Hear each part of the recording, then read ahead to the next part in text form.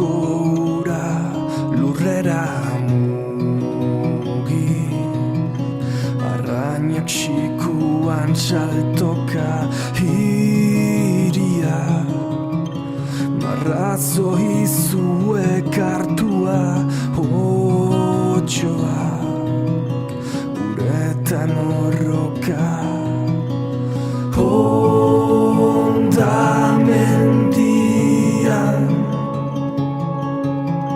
ez dut bizi nahi.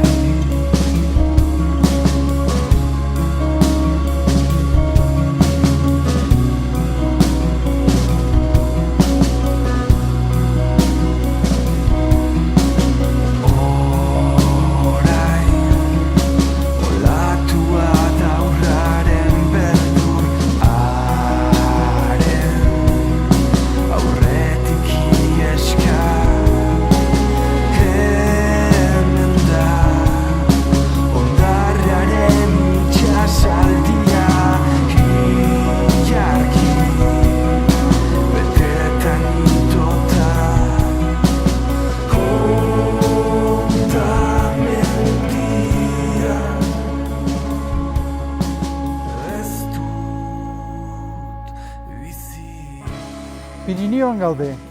Pirineoak Euskal Herritik Kataluniara 430 kilometro ditu. Eta bere alderik zabalenean, Pirineoen erdialdean, alegia, 150 kilometro. Pirineoa berez muga natural bat da, mendi hauek denek ezartzen dutena. 1926an, estatu kolpea ematen dutenean fascistek, Euskal Herria eta Katalunia, Euskal Herriaren parte bat behintzat, Errepublika Zalen esku gelditzen da.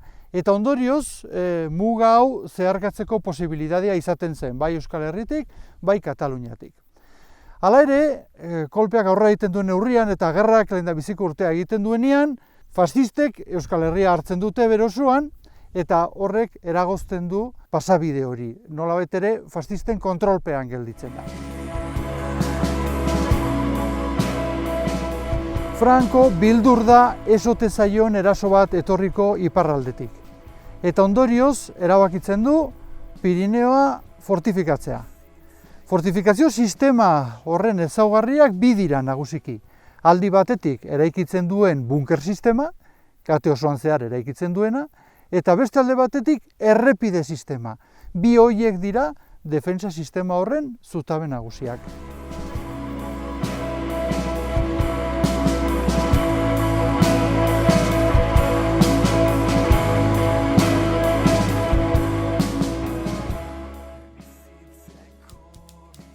Los campos de concentración básicamente eran el núcleo central del sistema concentracionario franquista, del que también formaban parte batallones de trabajadores y posteriormente batallones disciplinarios de soldados trabajadores que eran de la misma estructura y de hecho se formaban con prisioneros de los campos de concentración y dependían de una unidad administrativa que también se llamaba Inspección de Campos de Concentración. De tal manera que todo ello constituía ese entramado llamado sistema concentracionario, en definitiva el sistema de campos de concentración de Franco, que tenía otra peculiaridad, y es que los prisioneros que había en estos campos no habían sido ni acusados de nada, ni juzgados, ni condenados.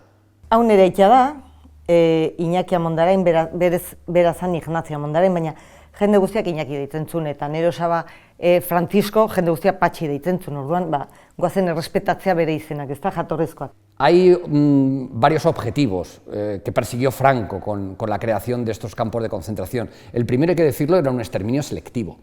No es un exterminio masivo como ocurría en los campos de concentración nazis, porque Franco tenía otros objetivos, otro contexto militar, histórico, político y social, pero sí era un exterminio selectivo, especialmente de aquellas personas más significadas, más cercanas a la democracia republicana, que estaban más implicadas, que de alguna forma eran consideradas ya irrecuperables, según la propia terminología franquista, y también oficiales del ejército republicano por el mero hecho de haber sido oficiales, lo cual significa que se contravenían todas las convenciones internacionales, todas las leyes de la guerra. Ese es el primer gran objetivo. El segundo, con aquellos prisioneros, que eran la gran mayoría, que no eran exterminados, pasaban a un proceso de clasificación. así se llamaba en la documentación franquista, era realmente una investigación en la que de forma muy rudimentaria se pedían informes a las localidades de origen de esos prisioneros para que 4 autoridades básicamente, que eran el alcalde, el jefe de falange, el jefe de la Guardia Civil y el párroco del pueblo, enviaran informes sobre sus antecedentes básicamente políticos y religiosos. Del contenido de esos informes dependía la vida y la muerte de estos prisioneros, en definitiva su suerte final. Nire aita Legorretan jaio zen, 1918 urtean, berak esaten zuen bezala baserri fuerte bat zan, ez zuen esaten aberatsa zan baserri fuerte bat. Zortzi senide zien, 9, 7 mutil eta 2 neska. Eta orduan hauek ikasi zuten eskolapiotan, Tolosako eskolapiotan juten zien, aste osoa pasatzera, eta gero, aste bukaeretan, etxera etortzen ziren. Hauen ingurua betik izan da oso nazionalista. Eta Euskaldun bezala, gaur ulertuko gendukena nazionalista, Euskalduna. Orduan, lauan nahi gerrara joan ziren, baina 3 gorriak deitzen ziren, eta bestea Osaba Nikolas ordea rekete bezala. Apaiz batek, eskolapio batek sartu zizkion reketen ideia horiek. Gerrara joan ziren, beak esaten zunez, Loiolatik atera zien, eta azkenean bukatu zuten beraien periplo guzti hori Santoñan. Nafarroan egia esan, batez ere esan dezakegu 2 konzentrazio eremu egon ziren. Egonkor eta milaka gatibu hartu zituztenak eta bat da Iruñekoa, La Merced komentuan zegoena, Merced kalean, orain horren arrasto bakarra hirian da, hizkuntza eskolan dagoen konpainia plazan dagoen ate nagusia, egia esan komentu hori 40ko hamarkadan eraitzi zen, etxe bizitzak egiteko, baina hainbat elementu gorde ziren. Eta gero iratzeko monastegia, eta hori badira planoak abilako artxibo militarrean, eta hori ere milaka gatibu egon ziren. Hortik, horiek batez ere funtzionatu zuten deposito bezala eta zailkatzeko, jendea zailkatzeko, ezta? Eta ziren egonkorrak eta egon ziren gerra osoan zehar.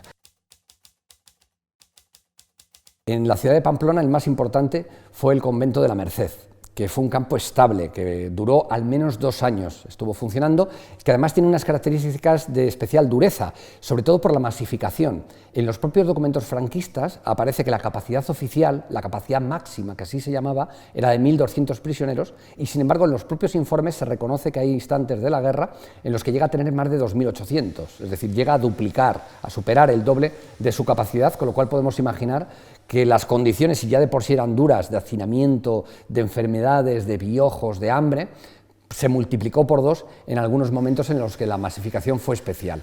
Eta gero, momentu konkretu batzuetan, zeinetan gatibo kopurua askoz handiagoa zen, orduan beste toki batzuk ere erabili zituzten, ezta? Eta hor dago Tafaiakoa edo Iruñeko Zezen plaza. La plaza de toros de la ciudad es convertida en campo de concentración en 1939, es dentro de un plan de apertura precisamente de plazas de toros debido a la gran cantidad de prisioneros que se capturan en los momentos finales de la guerra, y desde el mes de marzo ya aparece en los documentos oficiales franquistas habilitada esta plaza de toros de Pamplona como campo de concentración. La capacidad oficial que le da el régimen franquista al ejército es de 3.000 prisioneros, aunque también hay constancia de que se superaron esas cifras, y las condiciones de vida también en estos campos, en este campo concretamente, por los testimonios que tenemos, fueron muy duras.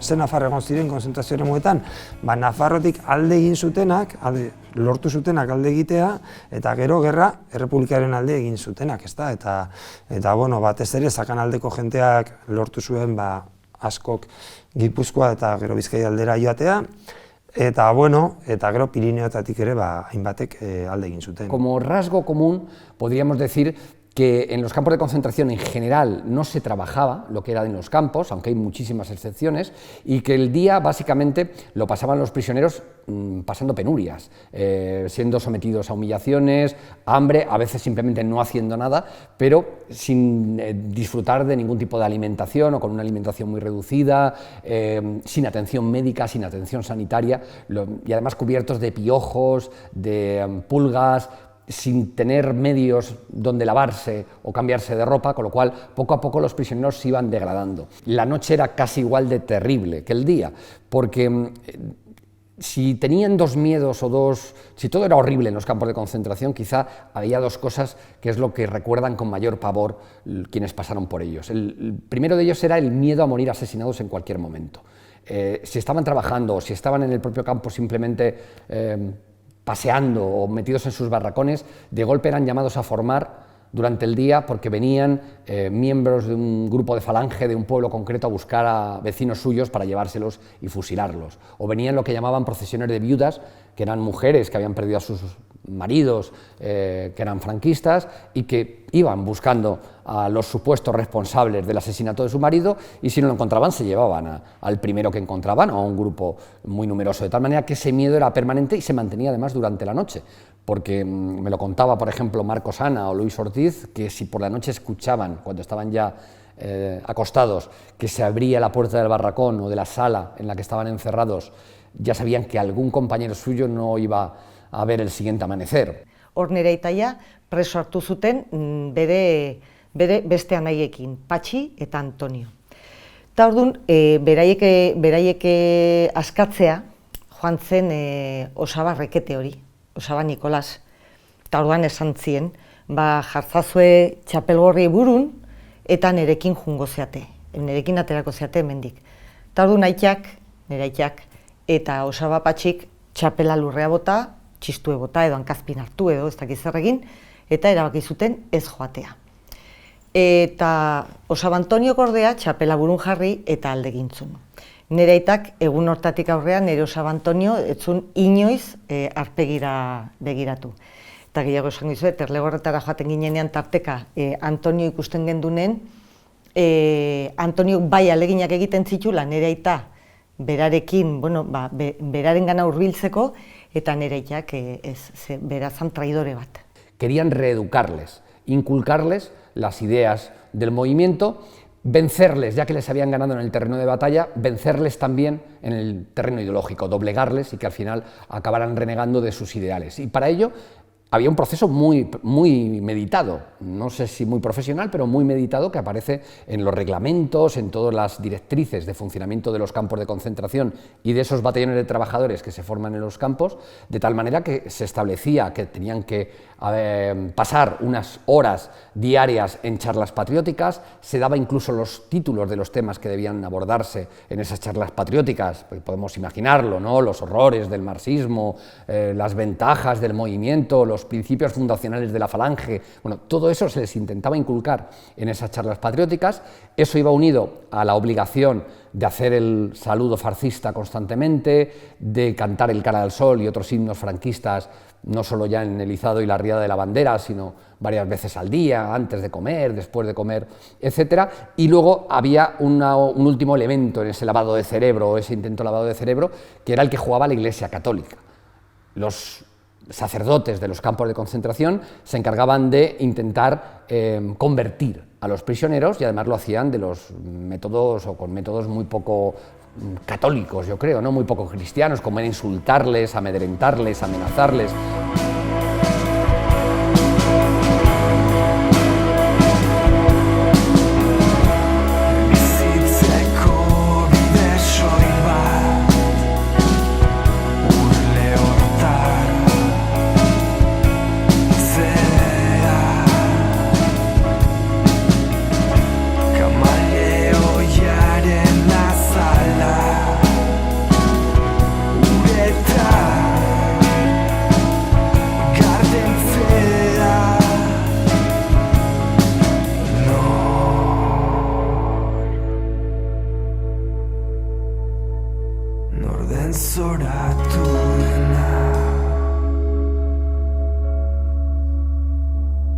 Mundu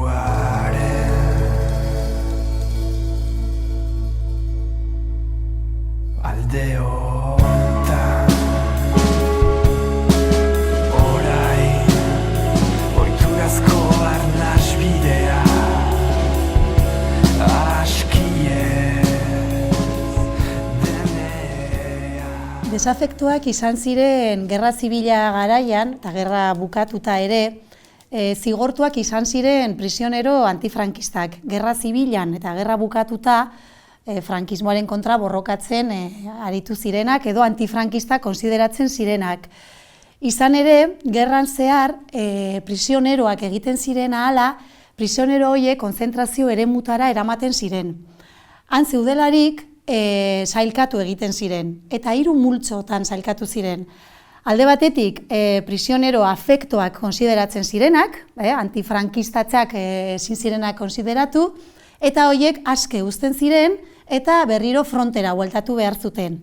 Bestaldetik, bazeuden maltzurrak edo auxilio a la rebelión nolabai leporatzen ziotenak, eta horiek konzentrazio eremutatik kartzeletara eramaten ziren, batzuk kartzela zigorra izateko edo eraildak izateko. Bi horien artean gelditzen zen kopuru handi bat, desafekto sailkatu zirenak, afektoak ez zirelakoz, baino ezin zitzaiena leporatu ere auxilio a la rebelión delito hori. Orduan konsideratzen ziren desafekto, eta horiek izan ziren konzentrazio eremutatik bortxasko lanak egitera bidali zirenak. Se salía para entrar a formar parte de un batallón de trabajos forzados, es decir, para de alguna manera trasladarse simplemente de lo que era un campo de concentración oficial a una unidad que también era parte de ese mismo sistema concentracionario, que se desplazaba kilómetros y kilómetros, se iban al otro extremo de la península y luego cambiaban en numerosas ocasiones de emplazamiento. Realmente eran casi, podríamos decirlo, pequeños campos de concentración, pero oficialmente se les llamaba batallones de trabajadores y así debemos denominarlo. Badakigu batalloiak irauten zuela hainbat hilabete toki batean eta gero mugitzen zuten batalloi osoa. Printzipioz politika zen hori, batalloiak toki desberdinetan mugitu, hainbat hilabete eman eta beharren arabera mugitu beste tokietara. Nik dakidana da Guadalajaran egon zela, Malgraten egon zela, eta gero Hondarrabitik Aurizberriaino, Espinaleaino, horri bilizen, inguru muga hortan. Eta anekdota bezala, aitak esan da, bai gogoratzen dudala behin esan ziala Guadalajaran zerela, hauek egiten zituzten gauean, egiten zituzten zuloak, ze goizaldean, jendea fusilatu egiten zuten eta gero beraiek zuloak estali, bai? Eta, horietako batean, horietako goizalde batean, ikusi zuten lurra botatzea zijoazela eta neska gazte bat zegoela biziriko indik. Berak esaten du bere adinekoa edo gutxi gora bera izango zela. Eta orduan, bera eta berarekin zeuden bakarren batzuk eskatu zioten bere mandoari, bere militarrari mesedez rematatzeko neska. Eta orduan gizona izan omen zan oso tajantea eta esan zieten zetz edo lurperatzen zuten zegoen bezala edo beraiek baita ere zanjara joango zirela. De hecho, los batallones de trabajadores es una de las órdenes que se da en los reglamentos de funcionamiento interno, no tienen que estar compuestos por ningún vecino cercano a las localidades donde trabajaban, con lo cual ellos buscan siempre alejarlos. De hecho, los prisioneros, por ejemplo, que son capturados en el frente norte, cuando cae a lo largo del verano del 37 hasta octubre del 37, pues toda Cantabria, Asturias, etcétera, son en buena parte llevados a otros territorios, incluso son montados en barcos y llevados a Galicia, a la retaguardia, no tanto porque peligrara la zona o porque estuvieran cerca del frente de batalla, sino por alejarles de sus lugares de orígenes y de alguna manera creían que así podían evitar conspiraciones, ayudas del exterior, etcétera, pero lo que hacían era agravar el sufrimiento de los prisioneros, porque si hay algo unánime en los testimonios de prácticamente todos los que pasaron por estos campos, es que en muchos de ellos, si se podía sobrevivir, era porque dejaban en algunos de ellos que entraran paquetes de comida enviados por las familias o en ocasiones incluso por los vecinos del pueblo que se apiadaban de ellos. Claro, nik txiki-txikitatik udak Frantzian pasatu ditut, Arkaxonen. Eta orduan behin, gogoratzen naiz, aita hola jarrizte idalaz muga pasatu behar gendun, endaian jetxi behar gendun, eta trenaia polikiago zijoan. Eta zeon justo Hondarrabiko alto fuertea, bai? Eta hola heldu eta esan zian, ikusten duzu errepide hori nik egin nun. Baju esan zian, hori nik egindakoa da. Nik eta ni bezalako beste gizon askok egin genitun horrelako errepideak. Egoak, zakatzak egalak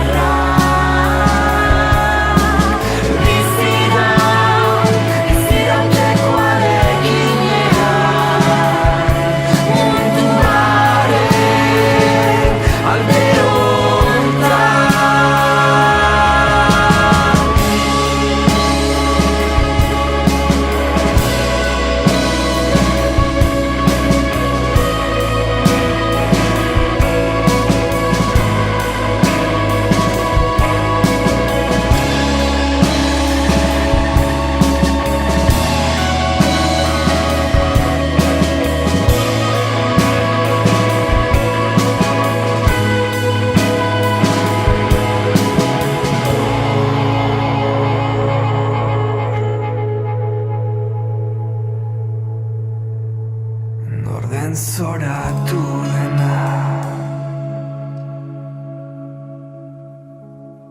Munduaren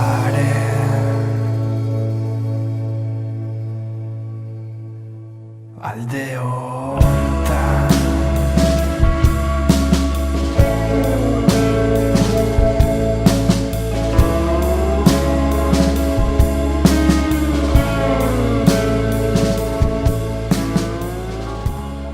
Fascistek eta bereziki Frankok beti mesfiantzaz begiratzen zioten Pirineoari.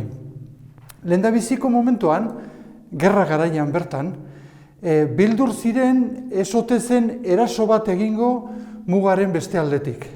Horregatik, Pirineoaren lehendabiziko fortifikazioa leku horretan gertatzen da, Euskal Herriko Pirineoan esan dezagun. Bigarren Mundu Gerran, behin hemengo gerra bukatutakoan, Bigarren Mundu Gerra pizten da, eta gerraren goraberei ere begiratzen die mesfidantzaz. Ez baitzekien seguro gerra nola bukatuko zen, eta ondorioz, ze ondorio izango zuen. Inbasio bat ez ote zen izango Europan fascismoarekin erabat bukatzeko. Eta azkenik, Bigarren Mundu Gerra bukatu ondoren, kontuan harturik milaka errefusiatu zegoela beste aldean, beldur zen ez ote ziren antolatuko eta berriro ere hegoaldera joango, diktadorea bere agintetik kentzeko.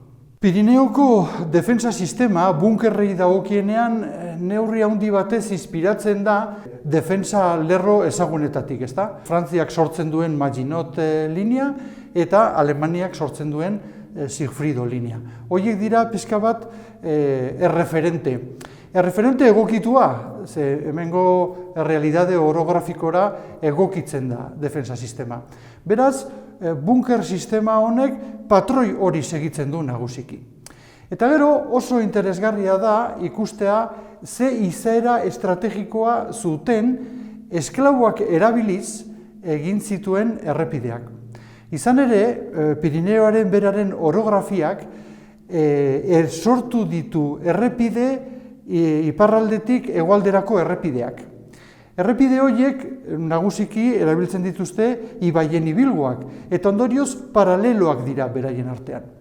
Inoiz inbasio bat gertatuzkero eta tropak mugitu behar badira alde batetik bestera, hegoaldera desente egin behar dute gero inbasio hori sortu den lekua berriro hartu eta iparraldera joateko.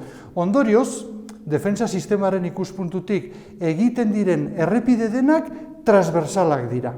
Bai, nolabait ere paraleloak diren errepide horiek batzeko asmoarekin egiten direnak. Helburua da, ez besterik, tropak alde batetik bestera era azkarrean mugitzea.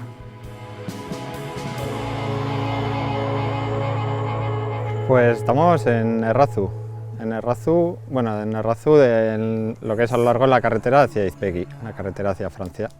La frontera está aquí a unos 7-8 kilómetros, entonces pues eso, ellos lo consideran como un punto así de alto valor estratégico, entonces la inversión es bastante potente porque son obras de paredes de 1,30 m, 1,40 m de grosor, todos estos pasillos subterráneos, varias casamatas, ¿no? Y un conjunto como muy amplio, en poco espacio, pues eso.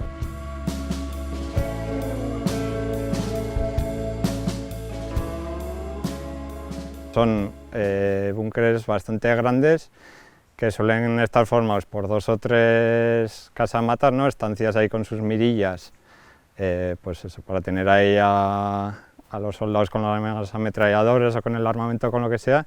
Y la particularidad que tienen es que están unidos luego todos ellos por pasillos subterráneos. Entonces, normalmente tienen un acceso o 2 y largos pasillos pues de entre 20 y 30 metros, además pues con escalones, o sea, que suben y bajan, ¿no? Se adaptan un poco al terreno, colocados así a media ladera en una posición dominante respecto a la carretera, pues que se enmarca casi todavía dentro del final de la guerra civil y justo la primera posguerra, y que luego se acabará integrando en un conjunto mucho mayor ya que recorre el Pirineo completo, ¿no? Desde el Atlántico al Mediterráneo, que forma parte pues, de todo lo que es la fortificación del Pirineo. Sistema horrek balio du ere bideak kontrolatzeko. Eta bide horietatik noski hegazkinak eta tankeak sartu izan balira ez zen oso eraginkorra izango, baina bideak kontrolatzeko balizko inbazio txikiak, makienak, ez dakit, azken batea da lurraldea kontrolatzeko sistema bat, eta lurraldea oso ongi kontrolatzen dute sistema horren bidez.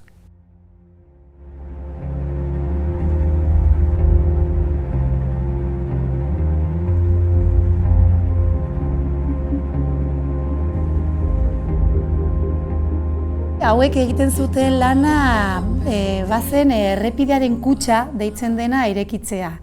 Eta aritu ziren piko eta palas. Nafarroako Pirinio aldean Erronkaritik igarira joaten dena, Zaraitzu ibarrean, Egozko igarira joaten dena, Iruritatik Artesiagara joaten dena eta Lesakatik Oiartzuna joaten dena.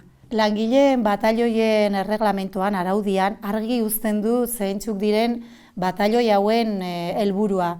Alde batetik helburu ekonomikoa oso argia da, milaka prisionero zuten eta hoiei aterramendu bat atera behar zitzaien, baina bestaldetik ere araudiak argi uzten du prisionero hauek nolabait hezitu behar zirela, irakatsi behar zitzaizkiela erregimen berriaren baloreak, ezta? Arrobitik Otxondoko errepide hori egiten izanen, beak behin kontatu zian, bazuzkaten horrelako makuto batzuk edo bizkarrera ematen zituztenak. Eta horiek harriz betetzen zizkieten, bai?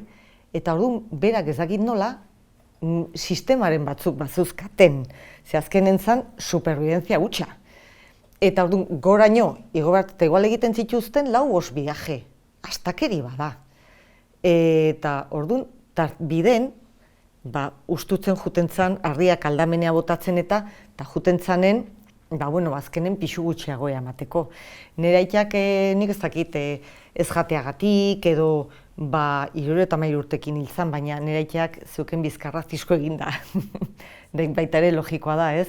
Ez dakit zenbat hernia diskal, gaur egun baldin badozkagu, pentsazazu ze izan ziteken orduan. A los prisioneros deberán aprender el hábito de la profunda obediencia, especialmente en el trabajo, para saber cuál es su lugar en la Nueva España. Holako zerbait, ezta? Profunda obediencia, eta especialmente en el trabajo, ez da kasualidadea, azken batean nahi dut. Gerraren helburua, gerrak, estatu golpea, ezta?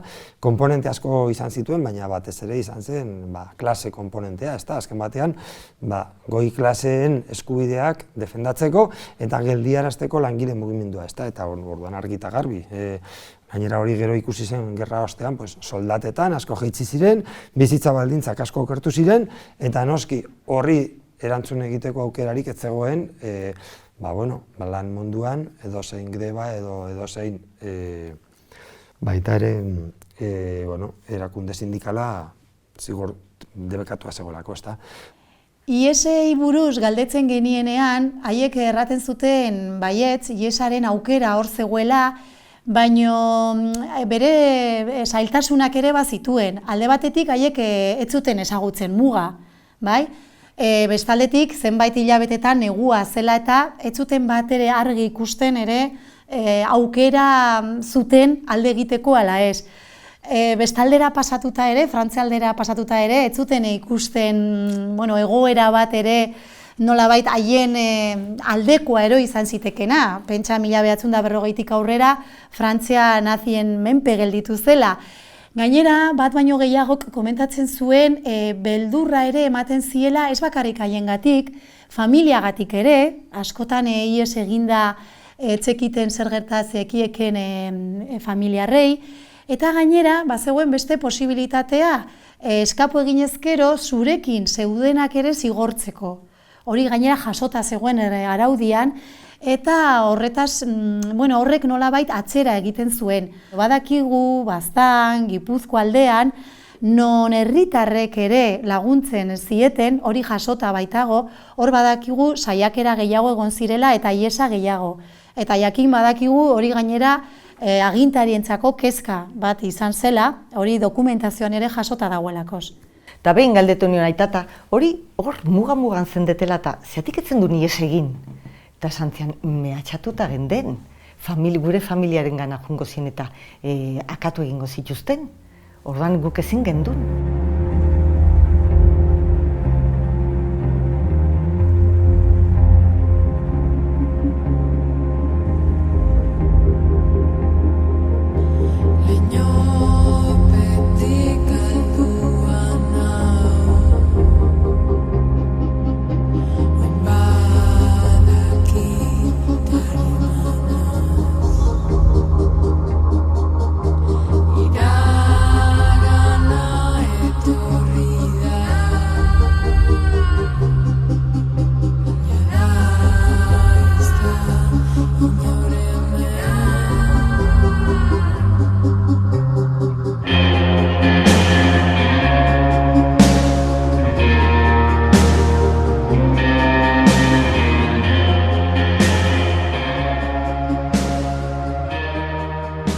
Y luego conseguimos de Ávila también algunos de los planos de este conjunto. Entonces con ello hicimos una prospección para localizar los que formaban parte de este conjunto de lo que es la carretera de Ispegui. Y dentro de, una vez localizados todos, menos uno que no hemos podido localizar, lo que hemos hecho es limpiar 3 de ellos, que en el fondo era limpiar el interior, pues despejar las mirillas, limpiar un poco los pasillos, acondicionar lo que son los senderos de acceso y luego sobre todo también documentar todo el tema de escritos que hay por el interior. Tienen bastantes, pues eso, algunos con tiza, otros grabados en el hormigón fresco, lo que sea, pues tienen igual puesta la fecha, nombres de probablemente trabajadores que hayan estado haciendo, los soldados que han venido luego a posteriori a revisarlo. Hay un montón de esto, pues, dibujos y demás, de todos ellos, casi todos de la época o de por lo menos de los años 40-50, entonces todo eso también documentarlo fotográficamente.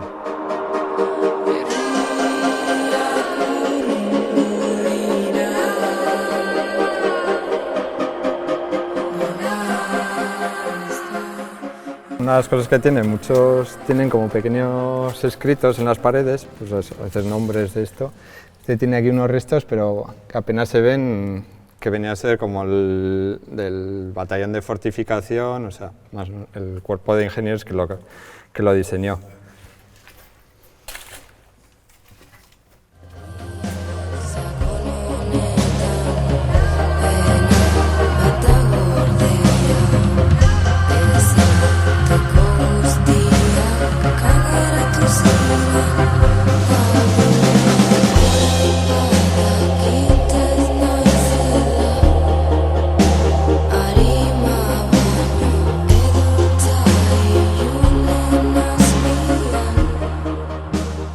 Pues esta sí que es una de las salas, entonces sí que por ejemplo tiene todavía bastantes maderas de lo que son los encofrados originales de la obra, que no se terminó nunca de desencofrar.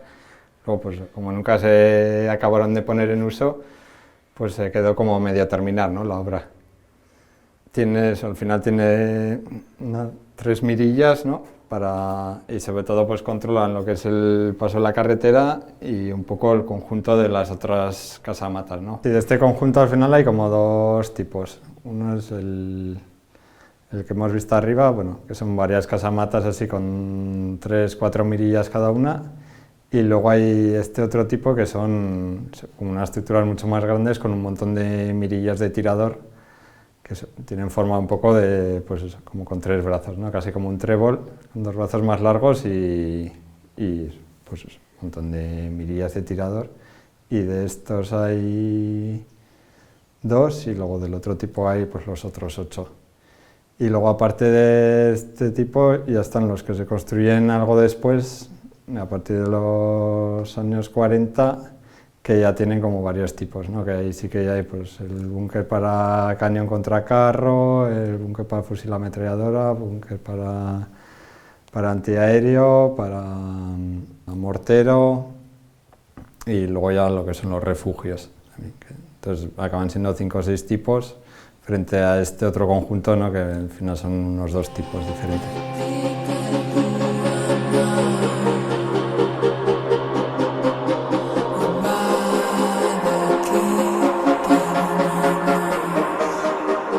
además de limpiar 3 de los conjuntos de búnkeres, también hemos limpiado uno de los barracones de lo que era el campamento de ingenieros. Hay 2 campamentos, uno que en los planos aparece como el de trabajadores y otro el de ingenieros.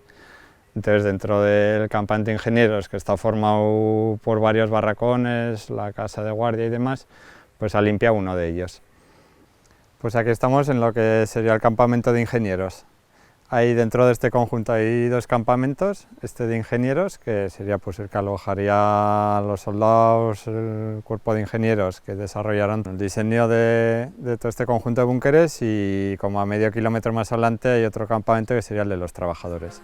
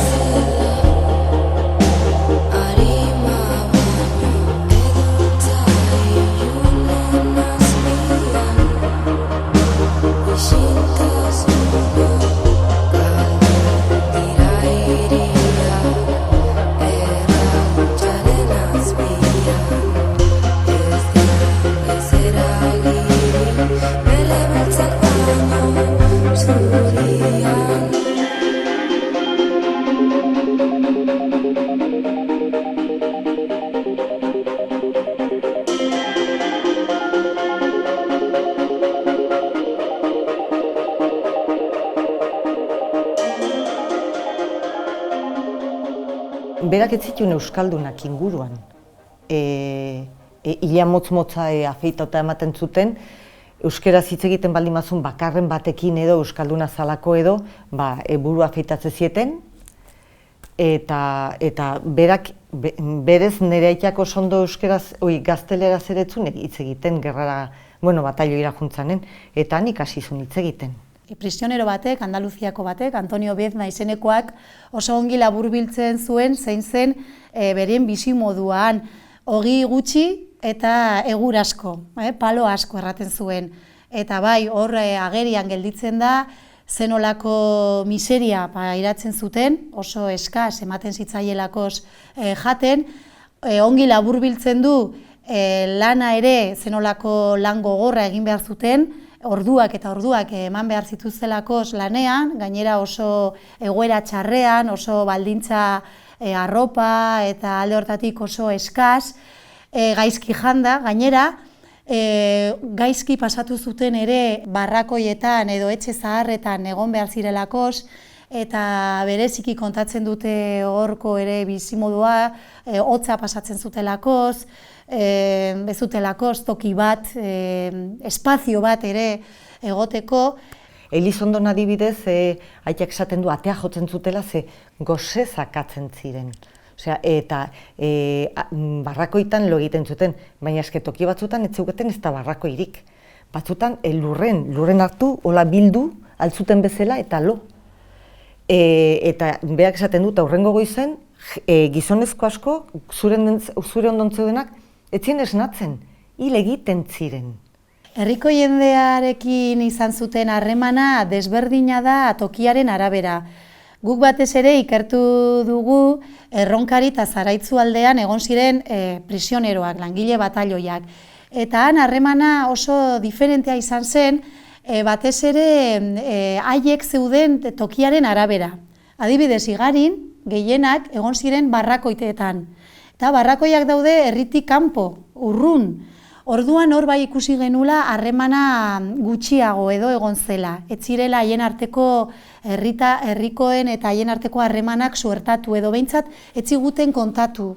Auritzberrin, 2 urtetik behin edo 3 urtetik behin edo gerra bukatuta eta familikin eta nire amakin da, juten zan justo sartu eta ezkerreta bazeon etxe bat. Eta han bizi izan gizon bat, bueno, gizon bat familia nahi dezuna. Gizon bat adinekoa baita ere, eta gizonarek euskeraz hitz egitez gain, ez zien garai hartan, orain dela gutxi izango zen, euskeraz hitz egiten zuen azkenetako bat, lagundu egiten zien preso zeudenei. Ba, ez dakit zerbait jateko baldin bat zeukaten eman egiten zieten, eta bar, zergatik hauek azkenean leproso batzuk zien. Adibidez, Bidangotzen egon ziren etxe zaharretan, herrian bertan egon ziren, eta hor bai, konprobatu ahal izan genuen, harremana desberdina edo harreman gehiago egin ahal izan zuten herrikoekin. Alde batetik, egunero herrietatik pasatzen zirelakoz, herrikoek ikusten zituzten prisioneroak nola pasatzen ziren, ze egoeratan zeuden, sufritzen ari ziren pertsonak, bizi baldintza txarrak zituztenaz, eta horrek nolabait ere bultzatu zituen batzuk laguntzera, eta hortan ere harremana izatera. Elizondotaz hitz egiten zunen, min ematen zion, zesaten zuen, eske gu bezalako euskaldunak eta euskaldunei ez ziguten laguntzen. Eta izango zen behar bada bildurra. Edo behar bada benetan eskuinekoak zielako. Ez dakit. Berak ez zuen jakiten, esaten. Baina ez ziguten lagundu.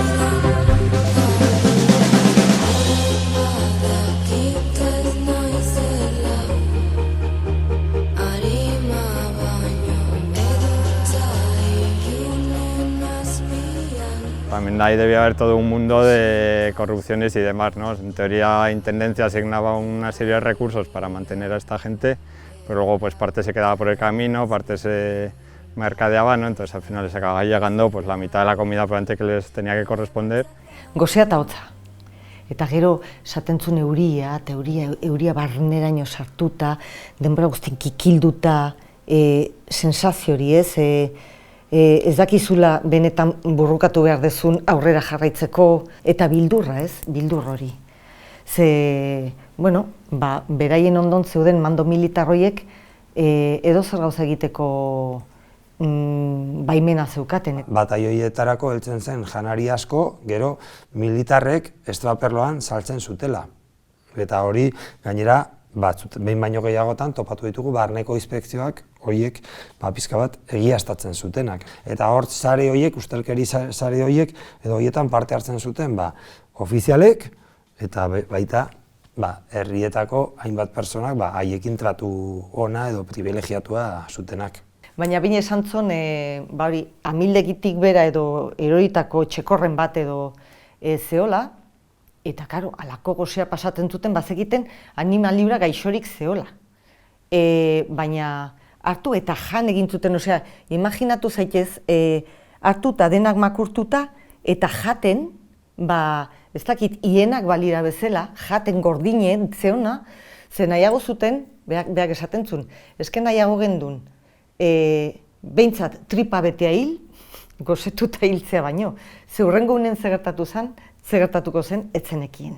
Pirineotako eranetan, bazegoen sistema bat nahiko arautua baliabide forestalak edo oianak pixka bat ustiatzeko, eta hauek heltzen direnean, arau guzti horiek, arau komunitario guzti horiek, goitik saltatzen dute eta hartzen dute nahi dutena, nahi duten tokitik, nahi duten kalitatezkoa, eta bueno, batzutan ordaintzen dute, eta beste batzutan ez, eta beste askotan zorretan usten dute. Neri aitak tarteka kontatzen zitunen gauza hauek, eta gero pelikulako Holokausto eta guztiak ikuste dituzu, eta esatezu, hau hemen bizi izan dugu, baina eski hau gurek bizi izan dute, hau ez da ezer berria.